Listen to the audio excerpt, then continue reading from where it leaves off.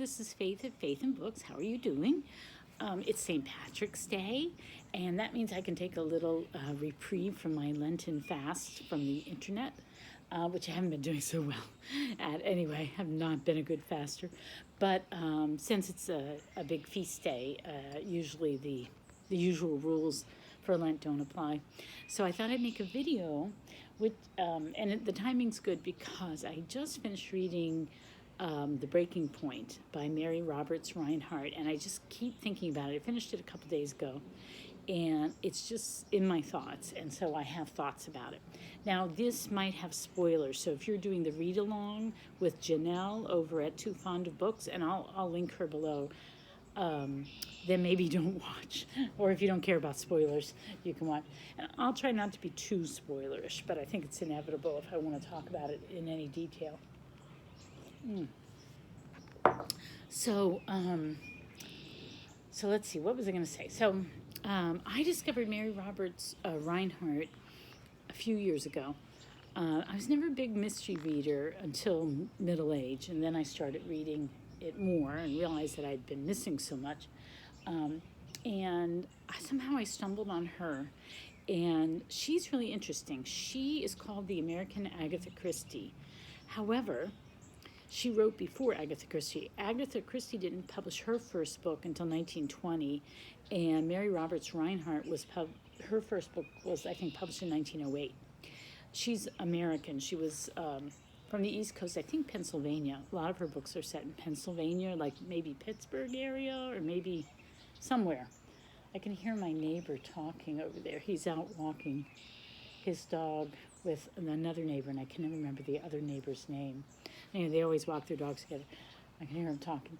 Anyway, it's distracting me. So anyway, Mary Roberts Rinehart. So she was an incredible writer. She wrote like 90 books and plays. She was really popular at the time, and then she just kind of got forgotten.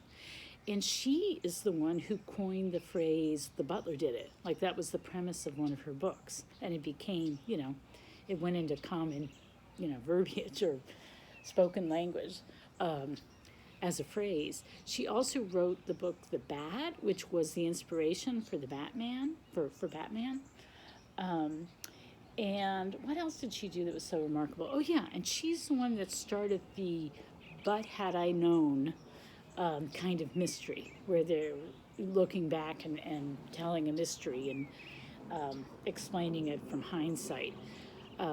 So she, she made a real mark. I don't know why she's so forgotten. Like a lot of her books are out of publication.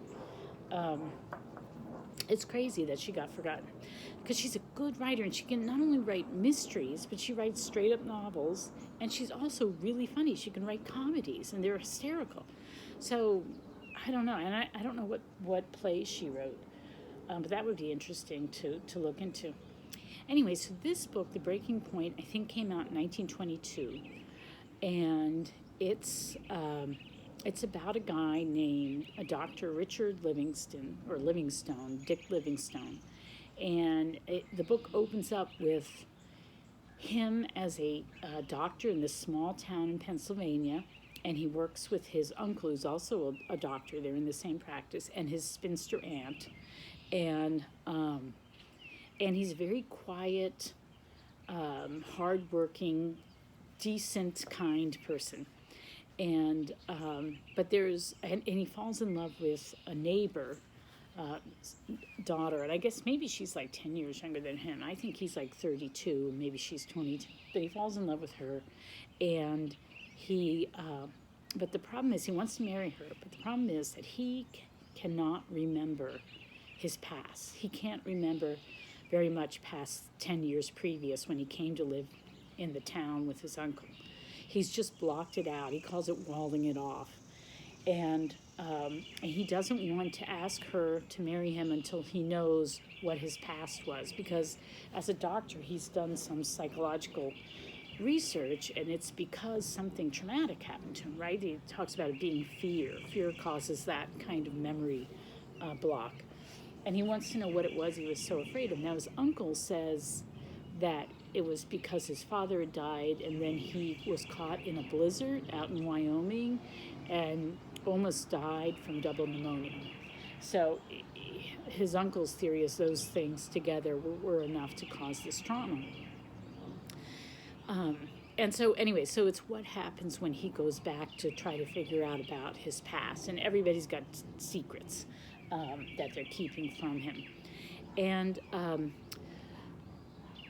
I was looking at the reviews on Amazon, and first of all, some of the Amazon reviews itself, that Amazon puts up as one of them said that Elizabeth, his fiance, his love interest, is the detective, which is absolutely not true whatsoever. So they didn't read the book. And then another one, they just have a paragraph about Elizabeth's family. Elizabeth's family is important in the story, but not the main part. So you can hear all the neighborhood dogs barking because they've just walked around the pond and they're coming back up the street. So Amazon doesn't have it straight in their reviews. And then people who were reviewing the book, first of all, some said it was boring, and then some said it was too melodramatic. So that made me chuckle. And a couple of people said that the psychology was outdated. And here's the thing, when I read it, I thought it was surprisingly not outdated, because it's not really Freudian, like it's not this overt Freudian take on things, which is really dated now, and it was so popular for so long that I would have said dated, but this doesn't really go into that. It just talks about how memory, how fear, of being in fear, can cause somebody to wall off parts of their life, and they can't remember their life. And I don't know if it's necessarily fear, and I don't know if they were expressing it, in the book, exactly as psychologists at, in 1922 saw things. But my father-in-law grew up in an orphanage, and he literally could not remember huge chunks of his childhood. He had no memory. And it wasn't like he wasn't trying to remember. He simply, he probably needed deep psychoanalysis, and he didn't want to go through that. It was like he invented himself when he was 18 and he got out. And that's when he remembered. Now, he has bits of memory, he has bits of memory here and there, flashes of memory, but there's huge chunks of his life that he couldn't remember. He passed away last summer. So I know somebody who had that problem with memory. So I believe that can really happen, where you for whatever reason, it's too painful. Maybe it's fear, maybe it's just too much trauma, and you just block it out as a way to move on, kind of. And I guess if you have a lot of unresolved issues, that can be a problem. Excuse me. It's probably the pollen's going to make me choke. But anyway, so I totally bought that part of this book, The Breaking Point. And so he wants to go back and find out what had happened to him. And it turns out that he was a very different person when he was young. And he's got to somehow integrate both parts of his life, his youthful life, which was very reckless and undisciplined, and his adult life now, which is very disciplined and quiet and consistent, steady, and he's got to figure that out. But one thing that I really like about the book, I like that it's so psychological, and it has this complicated mystery that just you have to, along with the reporter who's doing the investigating, you have to pull layer after layer off until you finally get to what happened, what really happened. But so I like all the psychological aspects of it, and she's the way Rinehart writes, she's kind of tells and shows at the same time. I think maybe some people might think she's telling too much instead of showing. How they say you should show, not tell, when you're talking about characters. But I think it's because she's really trying to get into their thoughts. So that didn't bother me. Sometimes that bothers me, but it didn't bother me in this book. I thought she did it really smoothly. She tells it in a very quiet, steady way. So to me, it didn't feel too melodramatic. Except maybe at the end, the emotional climax. But even that wasn't nearly as melodramatic as other stories. Anyway, but what I liked about the book, and what appealed to me this time reading it was how it was really about middle-aged people and being a parent. Because David, the uncle, the supposed uncle, is very paternal to Dick, and has been. He saved his life when he was almost dead from double pneumonia in this cabin in the mountains of Wyoming. And then he sort of guided him, he gave him this second life. And David himself is a very deeply religious person, which was a neat aspect of the book, because it's hard to have books that incorporate religion like that into the story. So David's a really interesting character, and so he's this paternal figure. But then he's kind of like this guardian angel. He swoops in unexpectedly and saves Dick from his former personality. But then there's also when Dick is having this crisis, when he goes back to the town where he came from, Narada, Wyoming. His memories eventually comes back. It doesn't come back right away, but it starts to come back. And then he starts to realize what's happened. And there's this reporter who's uncovered the story, this 10-year-old mystery about a murder, a supposed murder. And that's a big spoiler. And he goes, he starts sniffing around trying to figure out the story. And then he realized the human cost of it if he uncovers it. But he's already started the ball rolling. And so he realizes now that he feels responsible for the crisis that's going to bring these people. So he feels personally responsible for what's happening to Dick.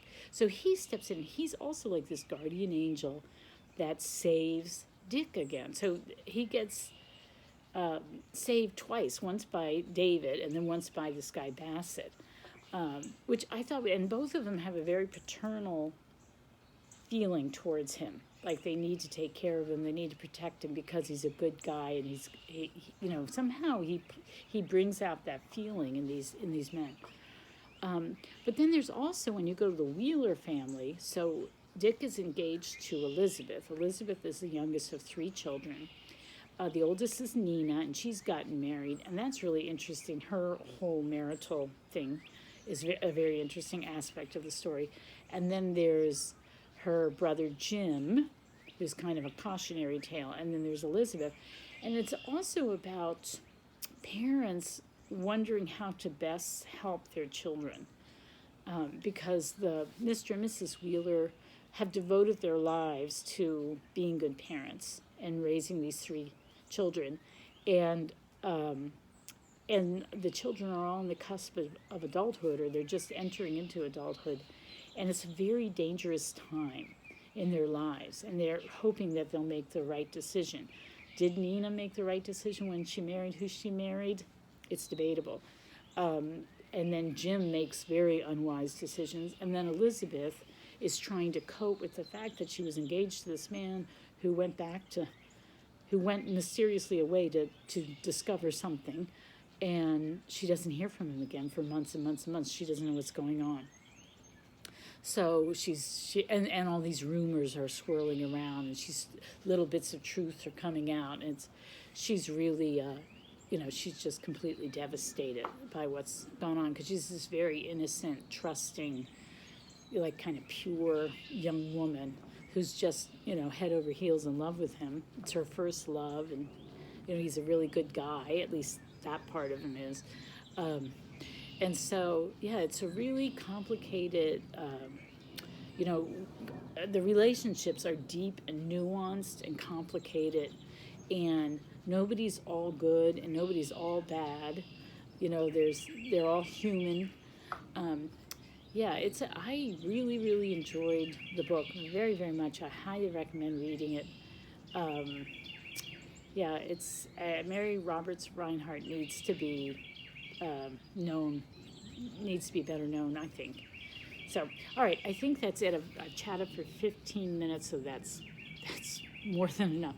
So I'm sorry that I'm not participating in the read along. I just don't get to Discord, and Sundays are my only day. Well, I could get to it today, actually. But anyway, I'm going to put a warning up not to watch this. I don't think I disclosed too much, but, just in case you don't want any disclosures whatsoever, I'll put a warning up. All right, I hope you are doing well and happy reading. Bye-bye.